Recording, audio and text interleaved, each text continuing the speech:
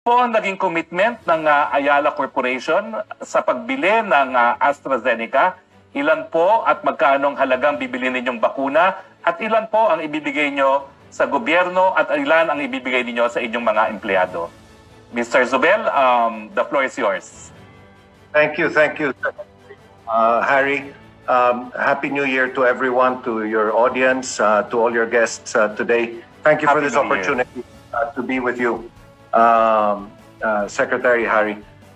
So our commitment, thanks to the help of General Galvez and Vince Dizon and the leadership also of Joey Concepcion in the private sector, we've decided to order 450,000 vaccines of AstraZeneca. So the total donation that we will be giving to government will be about 120 million pesos. Government in turn, as you know, Secretary Harry, has requested that 50% be given for individuals that the government selects and 50% will be given back to the private sector so that we can also provide the vaccines for the people who need it. The total cost, as I have understood it, is $5.50, with the 50 centavos being for the logistical requirements to bring it in. But in addition to that, Secretary Harry, I wanted to mention that along with Secretary Galvez and Secretary Dizon, we're also helping with the distribution, which is going to be a very important component in making sure that the vaccines can get to the public. This is a critical component, and as you know, each of the vaccines, whether it's AstraZeneca, Pfizer, Moderna, J&J, Novavax, or Sinovac, have their own peculiar requirements for distribution. So through T3 and the government, we're also helping try to figure out how the distribution will take place, as this is such an important part. Well, Mr. Zubel, alam ko po na napakadami ng tulong ang nabigay ninyo sa gobyerno mula nung nagsimula ang COVID-19, no?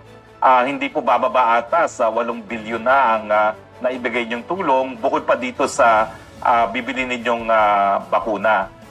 Bakit napakalaki po ng ginagastos ng Ayala Corporation para po dito sa ating COVID-19 response? Secretary Harry, actually, as of the end of the year, it's 12.7 billion already. We've never faced anything like this in at least in our recent history as a company, Secretary. This is a time for everyone, private sector, public sector, to work together. Never have we faced a crisis of these proportions that has produced so much suffering in our country. So I'd like to think that the private sector has come through in a very big way with a call from the government and tried to do everything that they could, not only for their employees, their suppliers, but the public in general. I think we're all here to help the country as a whole in the best way that we can. And so never in the history, at least in my career, have I seen so much work taking place between the private sector and the public sector. And we appreciate, Secretary Harry, that you've also, and that the other members of the government have mentioned the contributions of the private sector. That's greatly appreciated. And this will, of course, continue into next year. It has continued also through some of the recent disasters and typhoons that we've had. So there's a great spirit of collaboration among everyone to make sure that we get our country through this pandemic and through the many different challenges that we have been facing.